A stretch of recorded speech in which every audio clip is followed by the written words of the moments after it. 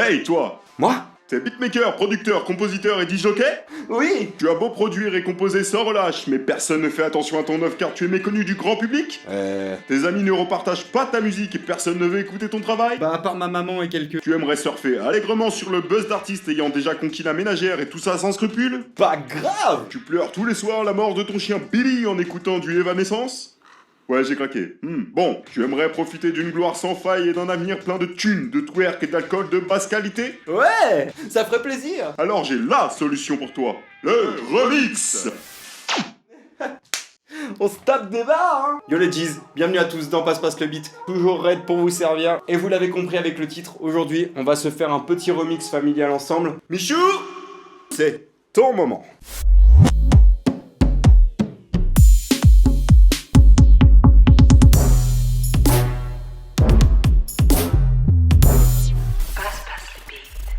Si tu es ici et que tu as cliqué sur cette vidéo, je suppose que tu sais ce qu'est un remix. Mais pour rappel, un remix, c'est une revisite d'un morceau déjà existant qui n'est pas une reprise. Il peut autant être réalisé en studio que directement en live, et sa fonction première est d'offrir une expérience nouvelle par rapport à un ou plusieurs titres originaux. Mais avant de commencer, plongeons-nous rapidement dans l'histoire du remix. Les premiers remixes sont apparus dans les sound systems jamaïcains dans les années 1960 avec le courant dub, mais surtout dans les années 70 avec la scène disco new-yorkaise, et notamment grâce à un mec, Tom Moulton. Tom Moulton, c'est un producteur et danseur qui est parti du constat qu'il était difficile de se laisser envahir totalement par la musique avec une chanson cantonnée au format radiophonique classique, c'est-à-dire 2-3 minutes max. Du coup, il a eu l'idée de prolonger les morceaux en se procurant le master, les faisant passer de 3 à 7-8 minutes. Il a fait ça aussi en pensant aux disjockeys, ça leur permettait d'aller aux toilettes et d'aller boire un coup le temps d'une transition, chose qui n'était pas possible avec les formats radio classiques. Ces remixes étaient appelés des extended mix. Tom Moulton a aussi inventé le maxi 45 tours qui a permis aussi une plus grande démocratisation du remix. C'est vraiment dans les années 80 que les remixes deviennent très populaires et commencent à envahir les dance floors. Et oui, j'ai dit dance floor, tu n'avais pas entendu ce mot depuis 2002 mon gars. L'essor du remix est intimement lié à l'avènement de la musique électronique, notamment dans la house,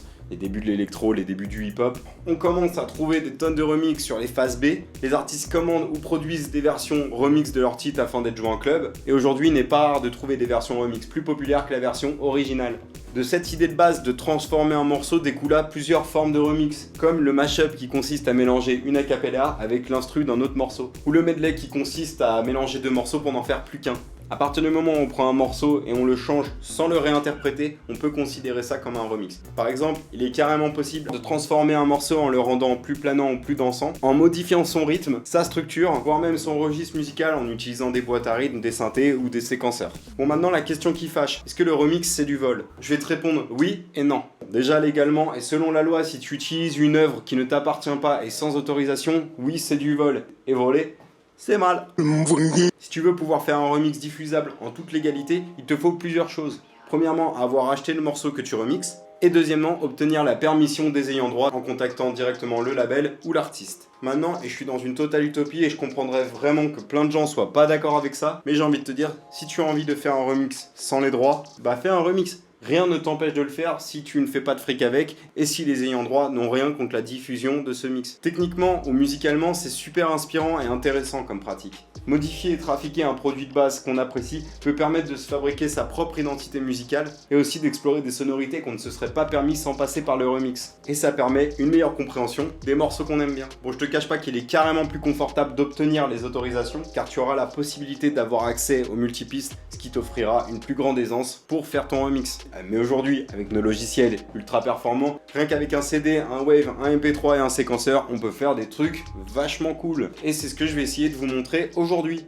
Bon, on perd pas de temps, on y va. Pour ce premier épisode, je vous ai demandé de choisir entre 4 morceaux sur Instagram et Facebook. Vous avez été nombreux à participer et je vous en remercie. Et ça s'est joué de très près entre Desireless et Lio. Mais c'est Lio qui gagne à une voix près. Je n'émettrai aucun jugement. Pour rappel, Banana Split, c'est un morceau de Lio sorti en 1979, composé par G. Alensky et Jacques Duval. Merci Wikipédia. J'ai rien d'autre à dire de plus. Michou, on part en prod.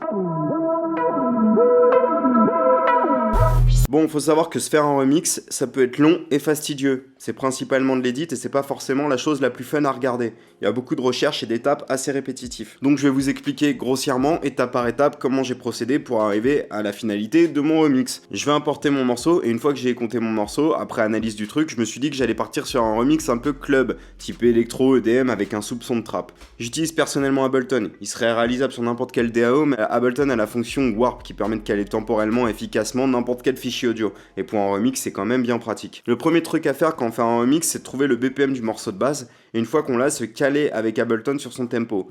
Puis trouver la première transitoire du morceau, activer le Warp et mettre un marqueur au début de la mesure. Ça permettra au morceau de suivre le BPM d'Ableton, quoi. Bon, là on est sur de la pop, donc ça devrait être assez droit rythmiquement, mais en général je conseille de recaler les transitoires et d'ajuster le rythme au BPM avec les marqueurs, histoire d'être sûr que le morceau suive bien Ableton et soit bien droit temporellement. Maintenant que mon fichier est calé, je vais boucler l'intro qui est exclusivement musicale et m'en servir comme base pour mon remix. Je ralentis le tempo de base dans Ableton pour correspondre un poil plus au rythmique dance, donc je passe de 156 à 137 BPM. J'applique à mon intro l'autofilter avec un high pass et je vais dessiner une automation en pente pour donner du mouvement, histoire de rappeler directement les codes de l'électro et en plus la boucle s'y prête bien.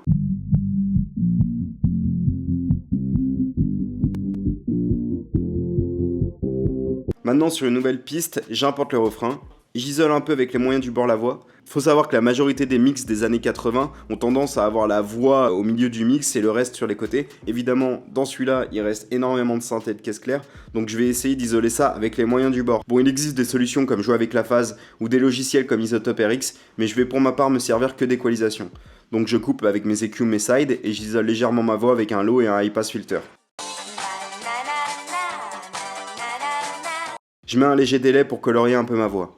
Et je vais aussi ajouter un autofilter avec une plus grosse résonance pour donner un petit côté téléphone à ma voix. Je vais maintenant accélérer ma voix en x2 pour lui donner un côté un peu survolté. Je vais maintenant isoler et jouer avec le mot banana pour apporter un nouveau pattern vocal à la voix. Ça va accentuer le côté remix électro et donner une nouvelle cadence pour le refrain. Du coup, j'isole et je joue avec l'attaque du mot jusqu'à retomber sur le banana split pour que l'oreille garde à l'esprit le morceau original. Et je vais consolider, faire des boucles avec mon nouveau pattern.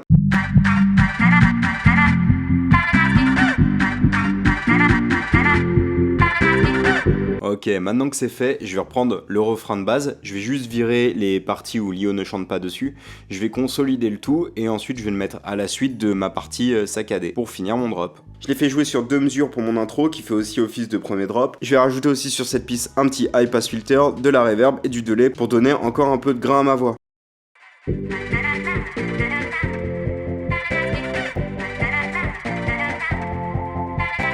Et je vais isoler un de Lio pour en faire une sorte de caisse claire. Je le traite vite fait avec une EQ et je le pitch. Puis je le place sur la 2e et la 4e mesure pour accentuer le pattern électro. Je l'équalise et je réverbérise et je le consolide et pareil j'active le mode loop histoire d'être tranquille. Je vais rallonger un peu ma prod et faire en sorte que ma séquence soit un peu plus longue. Je vais maintenant à l'aide d'un de mes drum kits préparer des petites séquences. Je fais pour le coup un rythme très binaire avec de la grosse caisse sur tous les temps et une snare sur tous les 2e et 4e temps. J'essaye d'apporter un max de groove avec mes charlets et mes percus. Je fais une rythmique bien chargée et j'enlèverai des éléments pour mon drop. En gros, pour mon intro, je ferai jouer que les kicks, je ferai rentrer ma snare, puis mes charlets, puis mes percus, histoire de donner une sensation de montée.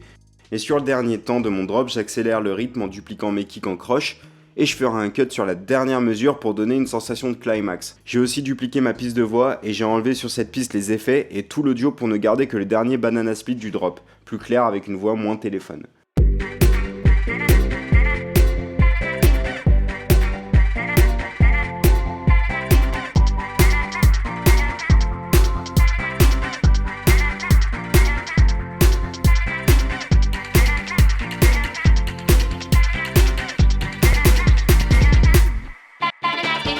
Bon, maintenant que mon drop est fait, j'attaque la retombée, la partie dansante quoi. Je vais me resservir de la partie instrumentale mais sans l'automation de l'autofilter et je vais placer dessus un compresseur pour faire le fameux sidechain en effet de pompe, bien connu des Français. Pour ça, je me sers du kick de mon drum kick comme référent, je le règle comme ça et je vais aussi ajouter l'effet cut-o-matic qui se trouve ici, qui donne un effet de saccade vachement sympatoche. Je vais faire quelques automations avec le filtre et le dry wet de cet effet. Je vais venir rajouter les banana splits pour conclure mes mesures.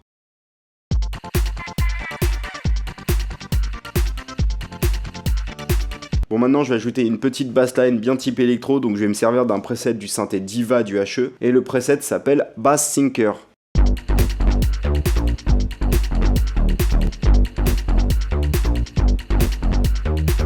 Sur mes je vais mettre un reverb sur le 4e temps du refrain pour accentuer le côté aspiration.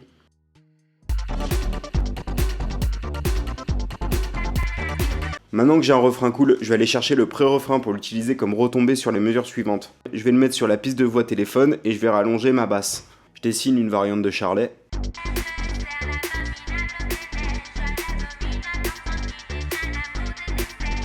Maintenant, je vais aller chercher un autre drum kit, cette fois-ci plus axé trap pour faire une petite rythmique de transition sur 2 mesures. Ensuite, je vais ajouter des charlets et je vais faire une automation de transposition sur les charlets. Ça va ajouter un petit peu de groove supplémentaire à ma rythmique trap.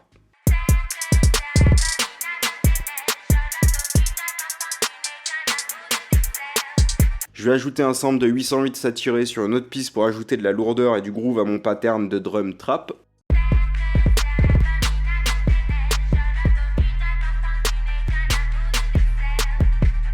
Je vais rajouter mes mesures de voix et je vais commencer à préparer un autre drop.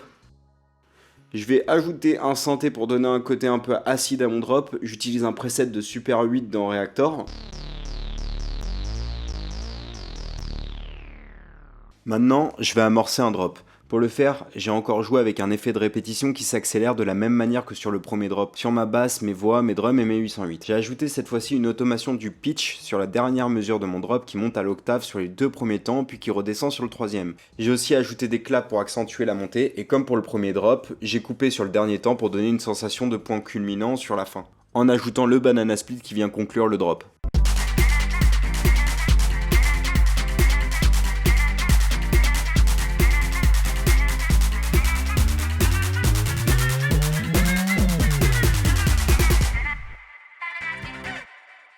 Ok, cool. Je vais copier la même partie que sur le premier drop avec quelques variations, genre je vais pitcher ma bassline. Ensuite faire repartir 2 mesures avec le pré-refrain, puis 2 mesures avec la partie trap. Je vais aussi ajouter des sirènes pour faire une petite variation. Je vais aussi rajouter des hey à contretemps sur la rythmique trap. J'ai fait pas mal d'automation pour donner le plus de mouvement possible. J'ai ajouté des cymbales reverse sur certaines fins de mesure pour accentuer mes montées. J'ai pris une phrase du premier couplet où j'ai ajouté pas mal d'effets pour conclure mon son. Et je vais maintenant faire mes niveaux, un peu de mix et on se retrouve pour s'écouter tout ça. À toutes. J'ai enfin terminé ce remix.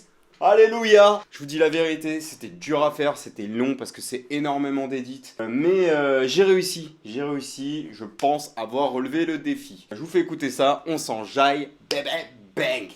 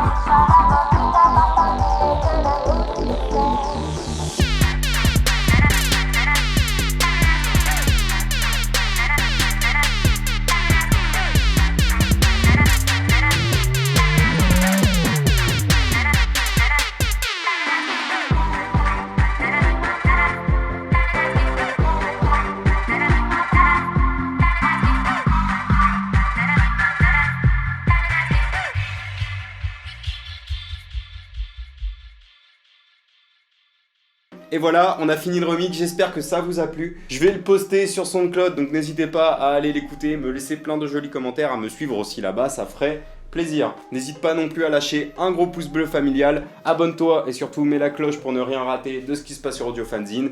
Suis-nous sur Twitter, Instagram et Facebook. Suis-moi personnellement sur Instagram à Red is Good Music. Dis-moi dans les commentaires si le concept te plaît et si tu aimerais un deuxième épisode, on fera ça avec plaisir. C'était Red pour Passe le Beat. Je vous retrouve dans 2 semaines pour un prochain épisode. D'ici là, portez-vous bien. Je drop ce mic de manière instantanée. Prenez soin de vous. Gang.